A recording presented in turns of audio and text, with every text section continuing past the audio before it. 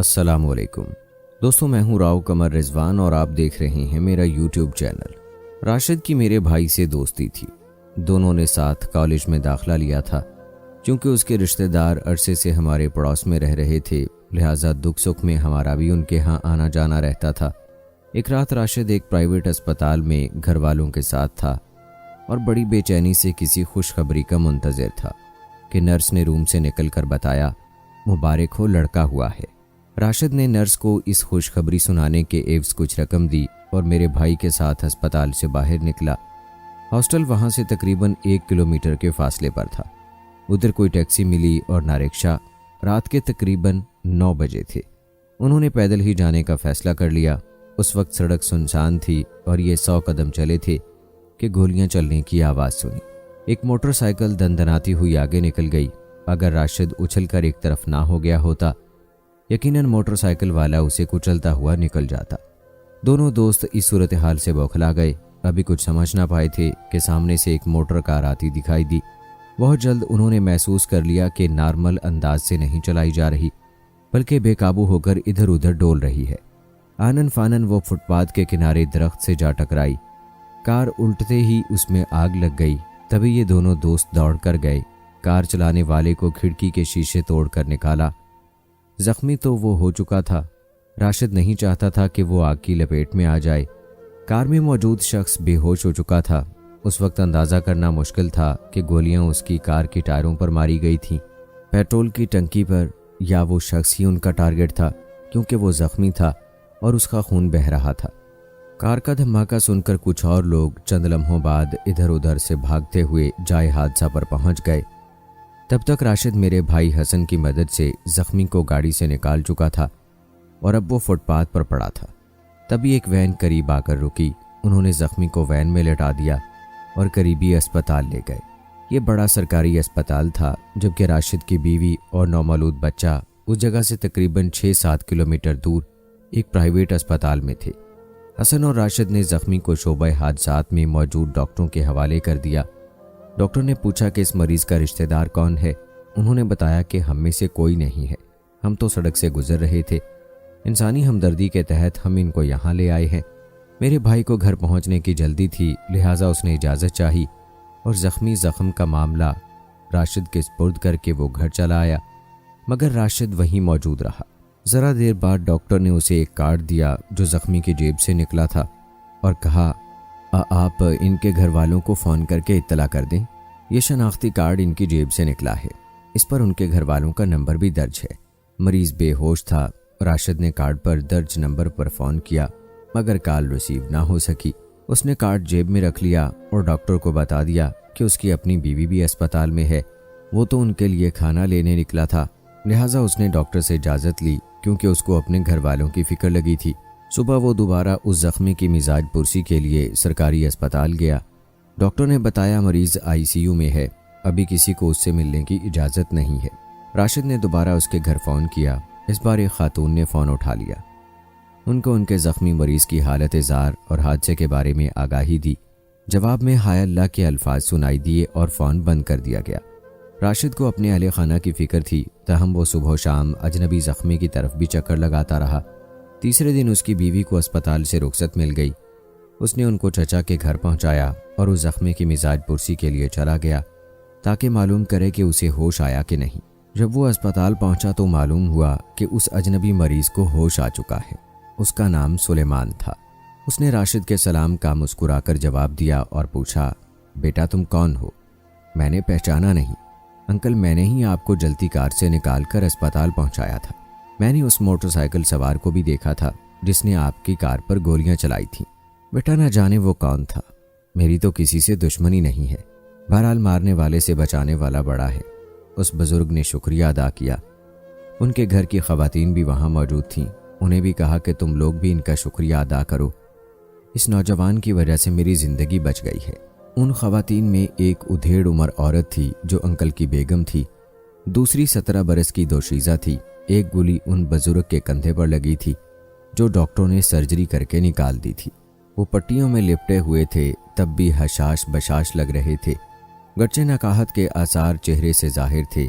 राशिद ने समझ लिया कि यह शख्स बड़ी हिम्मत वाला है। तभी दिल में उसकी कदर ज़्यादा हो गई। राशिद ने थोड़ी देर बुजुर्ग के पास रुकने के बाद रुखसत तलब की तो उनकी बीवी ने कहा, बाहर हमारी गाड़ी मौजूद है और ड्राइवर भी, तुमने जहां जाना हो वो तुमको पहुंचा देगा, आप तकलीफ ना करें। उस पर अंकल सुलेमान की बेटी इस्मत कहने लगी, हमारा भी तो इंसानी फर्ज बनता है, जबकि आप रिक्शे पर आई हैं, हम आपको छोड़ देंगे, हमारा ड्राइवर साथ है, मैं बाबा जान के लिए सूप बनाने जा रही हूँ, हम आपको ड्रॉप कर देंगे। रास्ते में इस्मत ने पूछा, राशिद साहब आप कहाँ रहते हैं?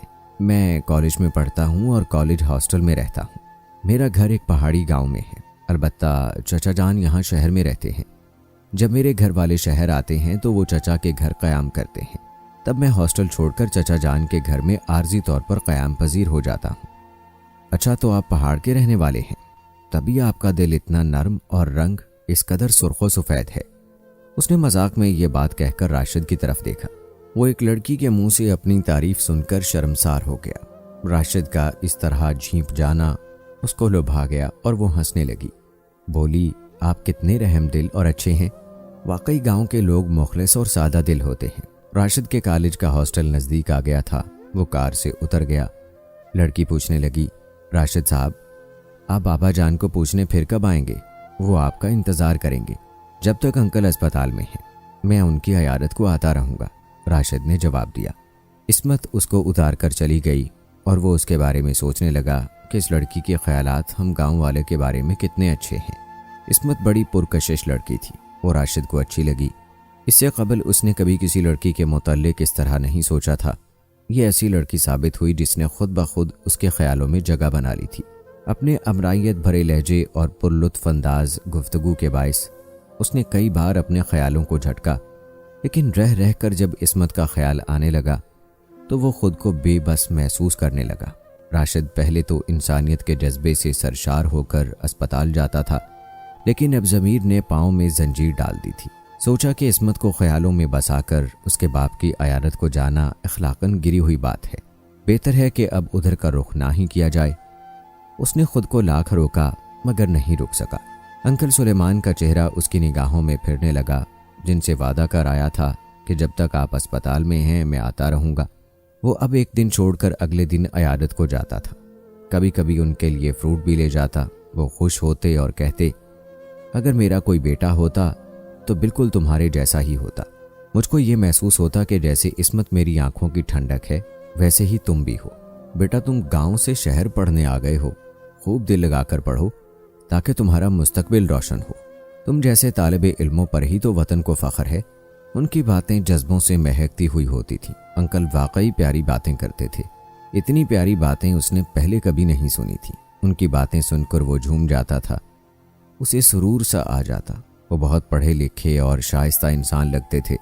अक्सर राशिद जब उनके पास से जाने को रुखसत लेने लगता, इस्मत भी उठ खड़ी होती, कहती, हमारा ड्राइवर आपको ड्रॉप कर देगा, वो मुझे घर पहुंचाने जा रहा है।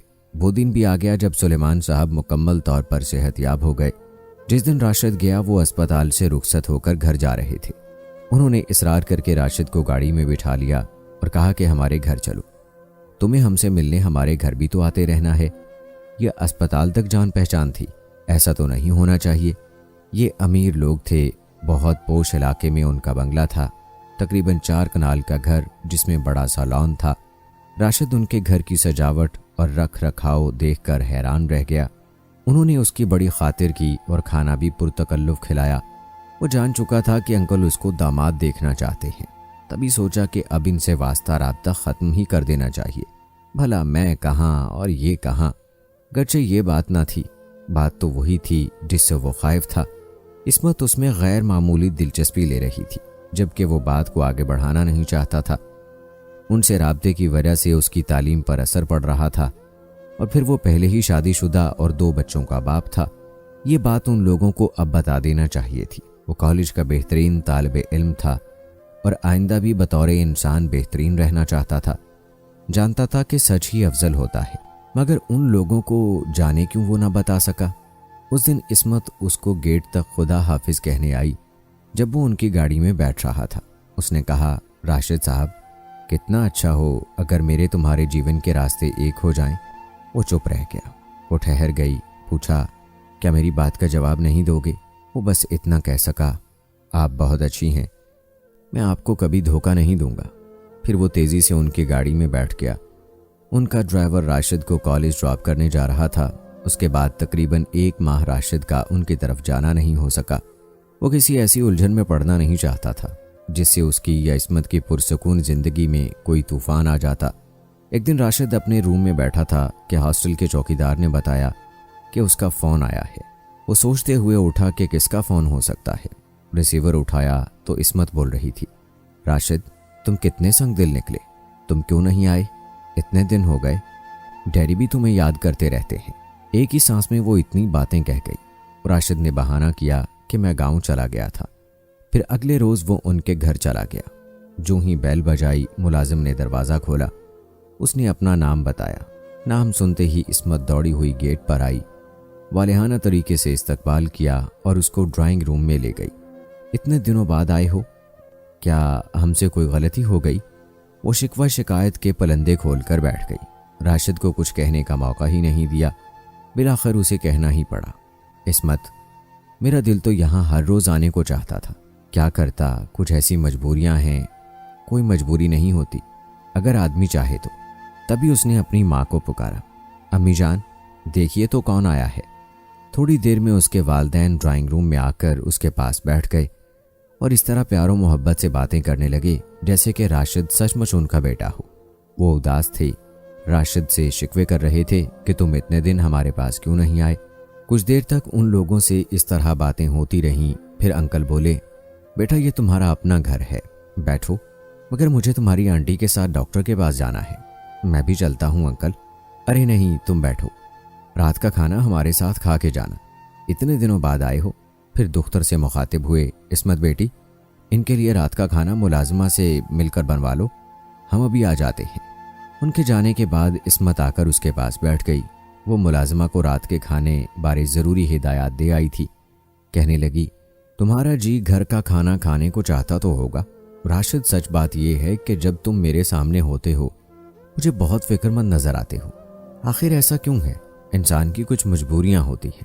राशिद ने जवाब दिया, आखिर ऐसी क्या मजबूरियां होती हैं? शायद तुम किसी और को पसंद करते हो। इस्मत तुम गलत सोचती हो, ऐसी कोई बात नहीं है। तो फिर क्या बात है? क्या मैं तुमको बहुत बुरी लगती हूँ? मुझे तो तुम बहुत अच्छी लगती हो, तुम तो हर वक्त मेरे ख्यालों में रहती हो। बेख्तियार ये अल्फाज उसके होंठों से अदा हो गए, हालांकि वो ऐसी कोई बात हरगिज कहना नहीं चाहता था। राशिद तुम मेरे दिल में बस गए हो, काश मैं तुम्हारे साथ सारी जिंदगी बसर कर सकूं। हाँ, ऐ काश कि मैं भी अपनी बाकी तमाम जिंदगी तुम्हारे साथ गुजार सकता। ये कहकर वो उठ खड़ा हुआ और दरवाजे की तरफ कदम बढ़ाए तो इस्मत उसके सामने रास्ता रोककर खड़ी हो गई। बोली, राशिद अम्मी अब्बू से मत डरो, वो तुम्हारी तरफ मुंतजिर नजरों से देख रहे हैं। वो चाहते हैं कि तुम्हारे घर वालों से मिल लें। जब तुम पढ़ाई खत्म कर लोगे तो वो गांव जाकर उनसे मिलेंगे ताकि हमारे रिश्ते की बातचीत चले। मैं भी ऐसा ही चाहता हूँ, लेकिन हमारी शादी नहीं हो सकती। हमारी शादी के बीच एक दीवार है इस्मत, पहेलियां ना बुझवाओ, साफ साफ बताओ क्या मामला है। फिर कभी बताऊंगा, अभी कुछ ज़रूरी काम है, देर हो रही है, मुझे जाने दो। एक शर्त पर कि तुम मुझे फ़ोन किया करोगे। ठीक है। राशिद ने यह कहकर जान छुड़ाई और वहां से चला गया। लेकिन इस मुलाकात का उस पर गहरा असर हुआ। वो सोच रहा था कि ये क्या हो गया, ये लड़की तो सचमुच मुझसे ज़िंदगी भर की आस लगा बैठी है, और उसके वालिदैन भी। इनको तो मेरी शख्सियत के साथ मेरे तालीमी कैरियर से भी प्यार हो गया, क्योंकि वो मुस्तकबिल का इंजीनियर था। हॉस्टल आकर वो अपने कमरे में बिस्तर पर गिर गया। आज वो बहुत परेशान था। सोच रहा था कि अब वो इस्मत को हर बात सच सच बता दे कि यही मुनासिब वक्त था। आखिरकार रात हो गई। तकरीबन 9 बजे इस्मत का फ़ोन आ गया। राशिद ने पूछा, क्या बात है, तुम सोई नहीं अभी तक? नहीं। राशिद तुमने मुझे किस मुसीबत में डाल दिया है कि मुझे नींद नहीं आती? प्लीज़ मुझे सच सच बता दो क्या बात है। देखो इस्मत, यह हॉस्टल का फ़ोन है, यहाँ से ज़्यादा देर बात नहीं हो सकती। मगर उस लड़की की जिद थी कि नहीं, अभी और इसी वक्त बताओगे। तंग आकर राशिद ने कह दिया, देखो ये बात सुन नहीं सकोगी, ये तुम्हारी बर्दाश्त से बाहर है, रात भर सो भी नहीं सकोगी, लिहाजा अब आराम से सो जाओ, कल सुबह बात कर लेंगे। हरगिज़ नहीं राशिद, मुझे चैन नहीं है, मैं तुमसे पूछ कर रहूँगी, तुम मुझे ज़रूर बताओगे। फिर हम मिलकर हर दीवार को तोड़ देंगे। अगर तुम गरीब हो तो मुझे दौलत की ज़रूरत नहीं है। जैसा भी कठिन वक्त होगा साबित कदमी से तुम्हारे साथ गुजारा करूंगी, तुम्हारे साथ रहूंगी, हमेशा तुम्हारा साथ दूंगी। वो बहुत जज्बाती हो गई। राशिद ने अंदाज़ा कर लिया कि वो फ़ोन पर रो रही है। तब उससे ना रहा गया, बोला, मैंने तुमको कहा था ना कि मैं तुम्हें कभी धोखा ना दूंगा। तो सुनो, मैं शादीशुदा हूँ, मेरा एक बेटा है और एक बेटी भी है। ये सुनना था कि इस्मत ने फ़ोन बंद कर दिया। उसी वक्त राशिद ने उसका नंबर डायल किया, कई मरतबा फ़ोन किया, मगर उसने नहीं उठाया। उसे रात भर नींद ना आई। जानता था वो भी नहीं सोई होगी। वो तमाम रात आंखों में कट गई। वो कभी किताब उठाता, कभी गाने लगाता, कभी उठकर टहलने लगता। घड़ी की सुई भी जैसे ठहर गई थी। वक्त थम गया था, रात गुजरती न थी। जब मेरी ये कैफियत है तो जाने उसका क्या हाल हुआ होगा। ये सोच सोच कर राशिद परेशान होता रहा।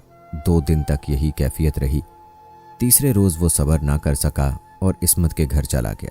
वो सामने आई तो उसकी अजीब हालत थी। उसकी आंखें सूजी हुई और बेख्वाबी से सुर्ख हो रही थी। वो भी कई रातों से नहीं सोई थी और वो बिल्कुल खामोश खड़ी थी। राशिद ही गोया हुआ, इस्मत, मुझे मालूम है तुमने भी ये सारी रातें जाकर गुजारी है। वो उदास होकर बोली, अब यहाँ क्या लेने आए हो? क्या चाहते हो? तुमको देखने आया हूँ। तुम मुझसे धोखा कर रहे थे। देखो इस्मत, मेरे दिल में खोट होता तो मैं तुमको हकीकत से आगाह क्यों करता? मैं सच कहता हूँ।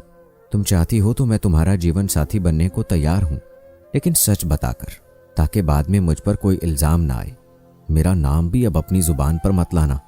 वो राशिद को दरवाजे पर छोड़कर अपने कमरे की तरफ भागी, क्योंकि वो बेतहाशा रो रही थी और अपने आंसू छुपाना चाहती थी।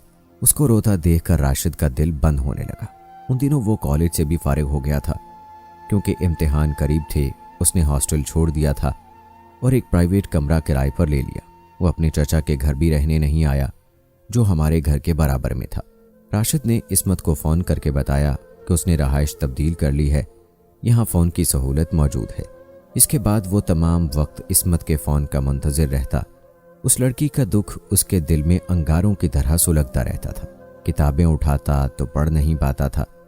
इस तरह 2 दिन और गुजर गए। उसने फ़ोन नहीं किया। तीसरी रात तकरीबन 2 बजे शब फ़ोन की घंटी बजी। उसने रिसीवर उठाकर हेलो कहा तो फ़ोन करने वाले ने कॉल काट दी। फिर वक्फे वक्फे से यही होता रहा। वो फ़ोन करती, राशिद हेलो कहता, वो कॉल काट देती। सोचा अब कॉल रिसीव ना करूँगा। इस बार मुसलसल घंटी बजती रही। राशिद ने ना उठाया। जब घंटी बजना बंद हुई तो उसने कॉल रिसीव करके गुस्से से कहा, कौन हो तुम? कुछ तो बोलो। मैं कई दिन से सोया नहीं, अब महीनों यूं ही बैठा रहूंगा। तुम जब चाहे फ़ोन कर सकती हो, मैं मौजूद रहूंगा। खुदा हाफिज। जब उसने खुदा हाफिज कहा तो उधर से घबराई हुई आवाज़ आई, राशिद। हाँ बोलो इस्मत, मैं जानता हूँ ये तुम ही हो। बोलो क्या बात है?